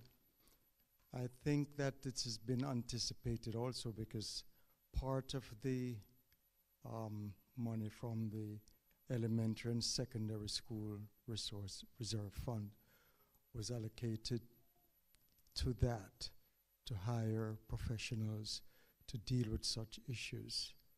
Can you also give us a report as to how that is going? I think we got something like $23 million. Can you just give us an idea of how that is going? Dr. Chase? Sure. Good evening, Mr. McGibbons. Good evening. You are absolutely right. There is money set aside to address learning loss as a result of the pandemic, as well as other aspects. Our district chose to do a couple of things. Not only address learning loss, but we also chose to push heavy on social emotional support, as you know. We have consulted with Dr. Teresa Taylor Williams. Right. You know her work. She's still working with us. I think prior to you coming in, we talked about the SEL fair, that we're going to have community-wide fair. We continue to move forward with our SEL approach in our school district. We're going to identify ambassadors in our schools for SEL.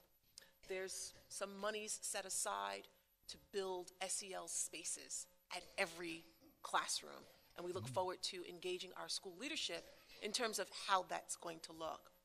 We will have a Saturday WINS program. WINS is an acronym for What I Need on Saturday, where we will address different types of learning loss for our scholars, stemming from STEM education to all the way to the performing arts, to building financial literacy, to addressing the needs in our extended day program for reading and mathematics. And so when you ask how is that going, I can spend pretty much a long time talking about how we're using those allocations and what we're doing to address those different needs. And you're right, Mr. McGibbons. The entire world has been stressed as a result of the pandemic. And in our school district, we want to make sure that we are a resource for not just our scholars, but our teachers, our staff, and their families. Yes, I know we have been ahead of the curve in hiring Dr. Williams, to deal with those issues. Without privacy laws notwithstanding, has she been kept busy by referrals? Has she kept busy? Yes, sir. She's been quite busy. She was in my office today just speaking about some of the work that she's doing. She's working very closely with our school counselors and also with our school administrators, building leaders. And while I have your attention for SEL, I do have something for you that you've been asking me about. This month is empathy. Okay. We are, I think, in the 4th year of our 5-year strategic plan. How is that going, and are we ready to embark on the other 5 years? Could you say something on that, please? I'm happy to speak on that, and you're absolutely correct. When you think of a 5-year plan, a plan can either sunset or a plan can be extended. And so the board and I will be in discussion, hopefully during our winter retreat, in terms of the direction that we wish to go. And as you know, last year, from that plan, what we did was we extracted what we believe to be a set of goals. Many of those goals have spilled over into the 2022-2023 school year. So we'll be engaging those conversations of whether or not we want to redirect or do we want to add on and expand on what we believe are pretty sound plans in our strategic plan. Well, on that topic, who is our accrediting board? Is it the middle school, middle states, or who gives us accreditation? Middle states. Yes, sir. And yes. How are we on that? When is the next one due? I'll get back to you because I don't want to give you false information or the wrong information. I'll get back to you. Mm-hmm. And finally, I'd ask about giving us a status as to our security. You had promised to have a presentation by, I think you said the Homeland Security people. Yes, sir. And I'd suggested that when that comes aboard, if we're still talking about that, I had mentioned our man whom I refer to as our man on the ground, one Mr. Salazar. Mm-hmm. I certainly hope that Mm-hmm. even as a silent partner, Mm-hmm. that there's some inclusion or preparation made to have him included on that panel. So funny you should bring his name up. I actually met with him last week, and he provided some recommendations, same recommendations, similar recommendations to that of Homeland Security, who was very clear about our security being sound and in good shape. And so I did meet with Mr. Salazar, and we will continue to engage him as the need arises. Thank you. You're welcome, Mr. McGivens. Always good to see you. Is anybody else here in the auditorium?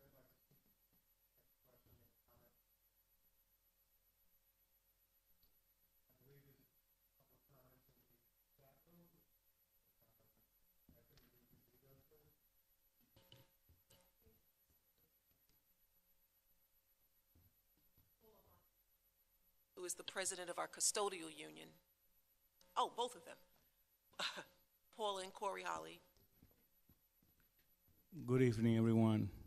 I wasn't sure if I was allowed to speak because I know it's usually resident that speak on the mic, so that's why I'm asking permission. Yeah, you can, staff members, anyone in the United States can speak. So we know we're about to vote on the agreement with the custodial unit. Well, and I was going to wait until then, but now that you're here. I mean, I was eager to come up because once I saw the video for the boys, I know everybody spoke and it touched everybody. I also have a 15-year-old and a 12-year-old, and I can identify myself seeing those kids on there. And even though I wasn't here in person, if I got how I got just from watching it here, I can only imagine the experience that would have been have I been present. So thank you for sharing that because I loved watching it. It really moved me. And you guys were saying, I see like Pedro was talking about, sometimes I'm a head custodian of a school. By the way, I apologize, I didn't introduce myself. Paul Amante, head custodian at Powers Lane School. I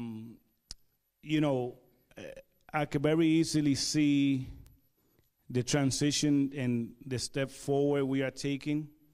And I really enjoy seeing that, like Pedro mentioned before, it seems like we're moving forward, and it's a good thing. I also wanted, even though I'm not answering people, but I also feel for the kitchen workers.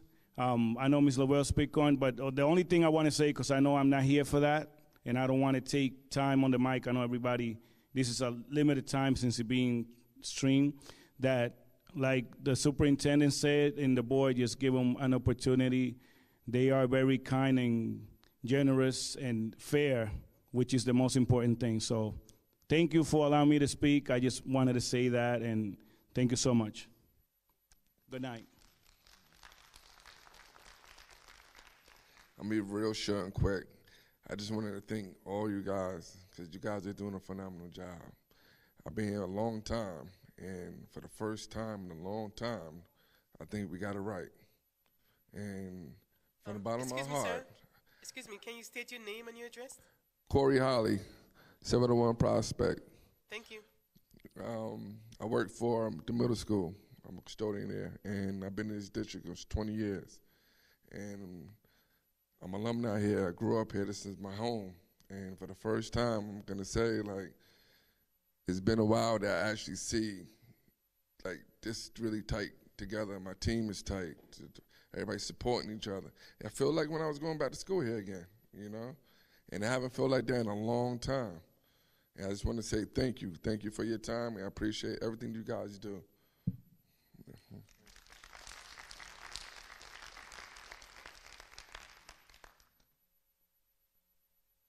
Thank you, Corey. Thank you, Paul. So you want to read the question on the chat room? Absolutely. We have a couple of questions. I'm just going to read the questions. I'm not going to read all the comments. From Katiana Partis that lives at 222 Sylvester Street.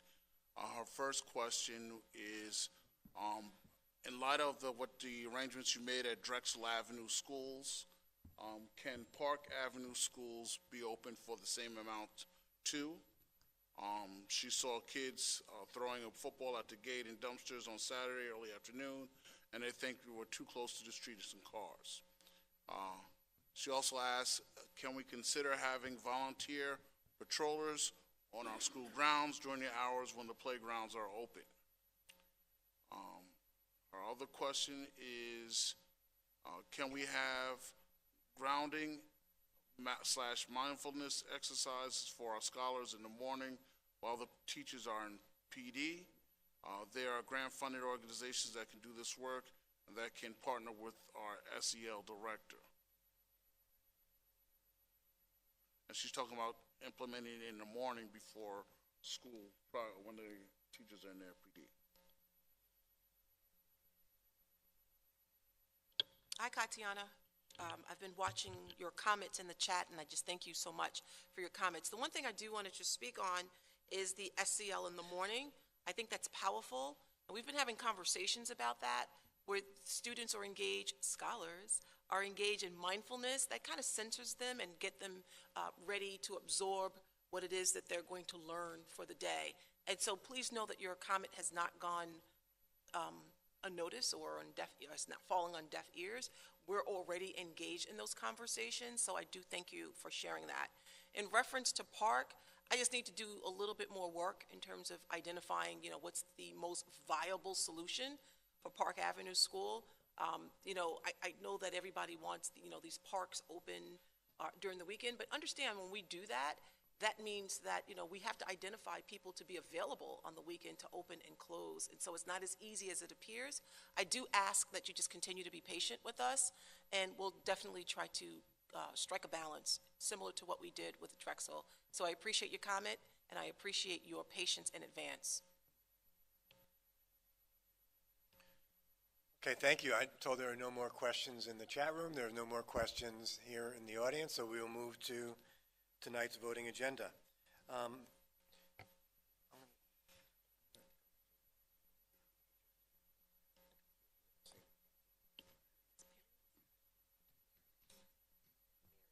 Is Mary?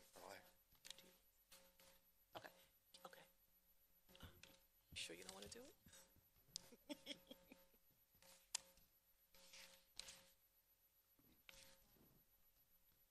Let's go. I'm ready.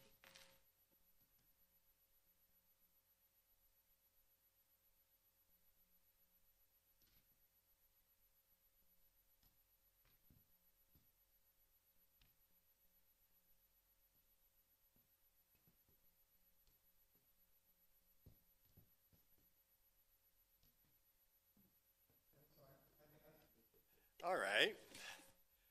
Sorry about that, a little bit of miscommunication on my part. We're now going to move to the voting agenda, and I'm going to ask the board for a motion to block vote the entire agenda with the exception of items 6F, 7B, and 7C. So that would mean I'm going to ask for a motion to block vote the entire list of resos in Section 5, in Section 6 with the exception of 6F, and Section 7, with the exception of 7D, all the items in Section 8, the item in Section 9, and all of the items in Section 13, with the exception of C. Do I have a motion to block vote those items? So moved. Been moved by Dr. Dickerson. Do we have a second? Second. Been seconded by Trustee Quintanilla. It's been moved and seconded. Ayes, Trustee Quintanilla. Aye. Trustee Wilson. Aye. Trustee Dickerson. Aye. Trustee Bowling.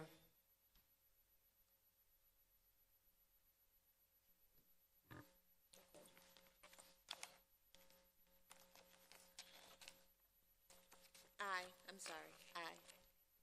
Trustee Keynes. Aye. And I, Robert Troiano, vote aye. Motion carries unanimously. We are, Trustee Ewing oh. says aye. Sorry, Floyd. Now the motion is unanimous.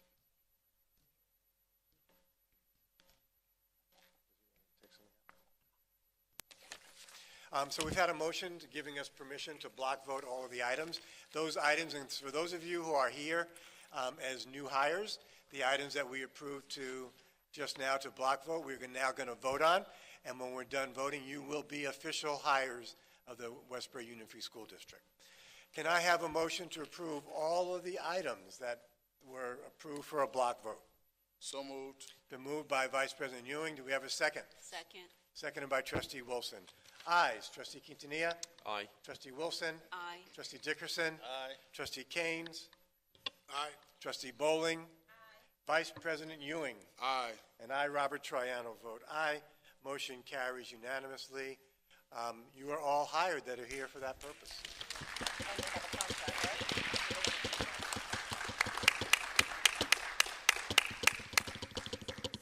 So I left 3 items out of that block vote. I purposely left out item 6F, which is the resolution for the board to approve the contract with the custodial unit that we heard Paul Almonte and Corey Holly speak so eloquently about. I also, Corey, want to take this moment to say you're also the son of a beloved former school board member and community member, your mom, Ms. Holly. So just want to make mention of that. Thank you for being here. I'm recognizing that the work that the administration did and the board did to reach fruition of this contract, where the board is very happy to be able to vote aye on that now. I suspect, but let's see what happens. May I have a motion to approve the custodial unit contract? So moved. Oh, they're fighting for that. Okay. So moved by Trustee Quintanilla. Do we have a second, Trustee Bowling? Second, yes. Seconded by Trustee Bowling. Ayes. Trustee Quintanilla. Aye. Trustee Wilson. Aye. Trustee Dickerson. Aye. Trustee Bowling. Aye. Trustee Keynes. Aye. Vice President Ewing. Aye. And I, Robert Troiano, vote aye. Motion carries unanimously.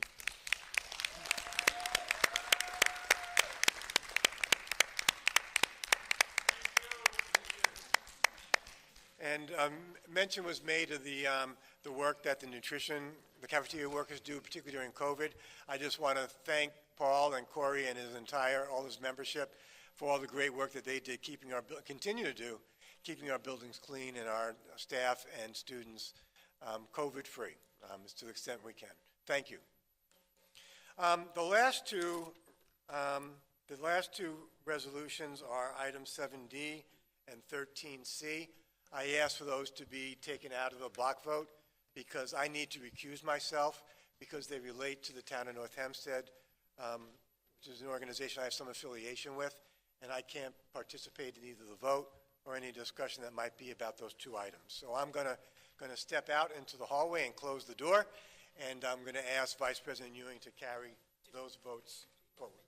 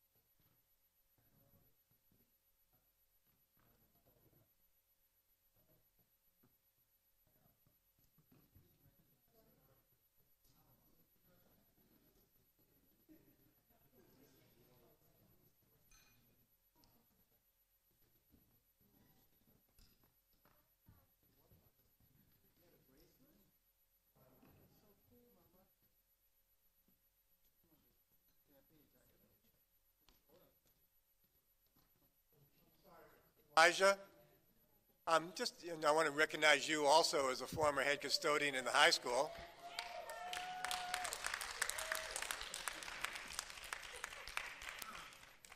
Elijah, how long ago did you retire? When was it? So 15 years ago?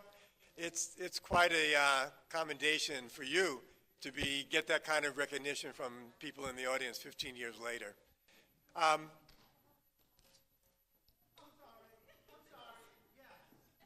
But Elijah, we liked, that's worth it. Elijah, can you introduce the young lady next to you?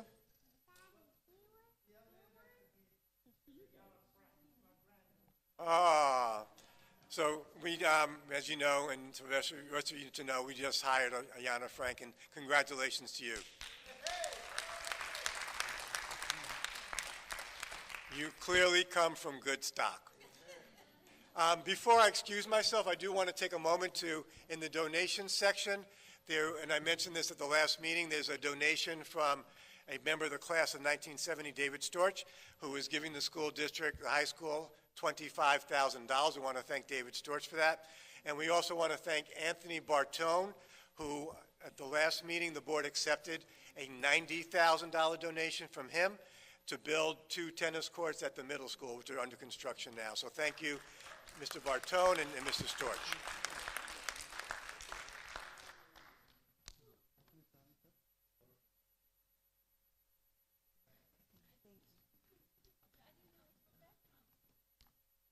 Thank you, guys. Have a good night.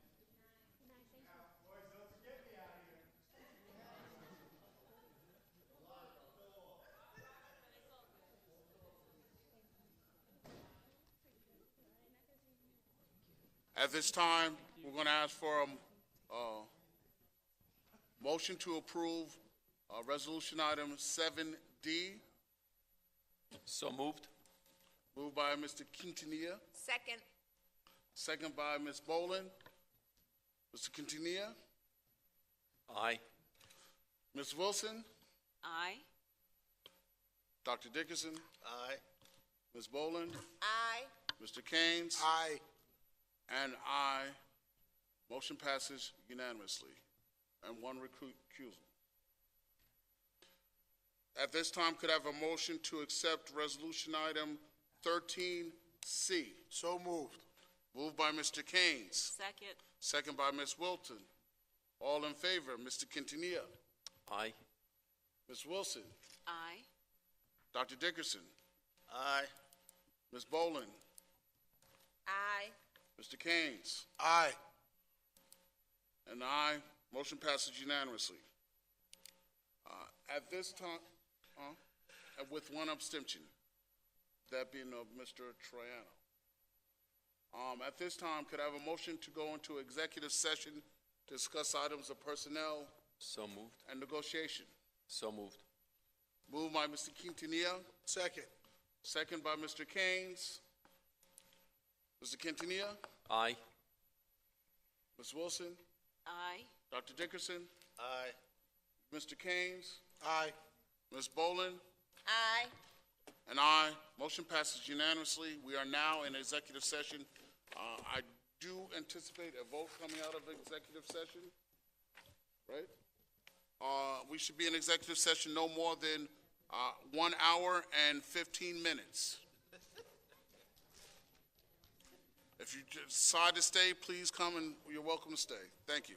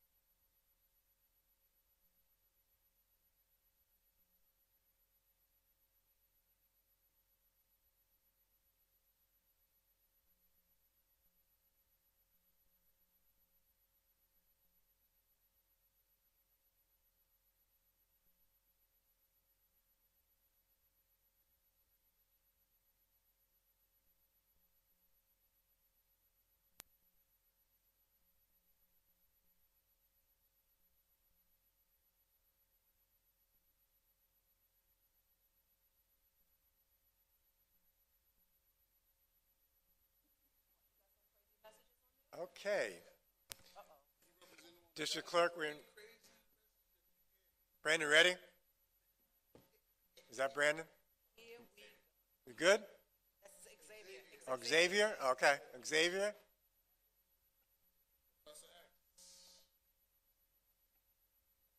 Good? Okay, thank you. The board is now coming out of executive session. Now gonna, what is he doing? Coming out of executive session, can I have a motion to come out of executive session? So moved. Moved by Vice President Ewing, and second. Second. Seconded by Trustee Wilson. Ayes. Trustee Quintanilla. Aye. Trustee Wilson. Aye. Trustee Dickerson. Aye. Trustee Keynes. Aye. Trustee Bowling. Aye. Vice President Ewing. Aye. Robert Triano vote aye. Motion carries unanimously. Motion to adjourn. So moved. So moved by Trustee Bowling. Second. Second. Seconded by Trustee Wilson. Ayes. Trustee Quintanilla. Aye. Trustee Wilson. Aye. Trustee Dickerson. Aye. Trustee Bowling. Aye. Trustee Keynes. Vice President Ewing. Aye. And I, Robert Triano, vote aye. Motion carries. Thank you and good night. Just wanted to say that unfortunately we did not have a vote coming out of executive session as advertised. So meeting's adjourned. Thank you. Have a great night. Arrivederci.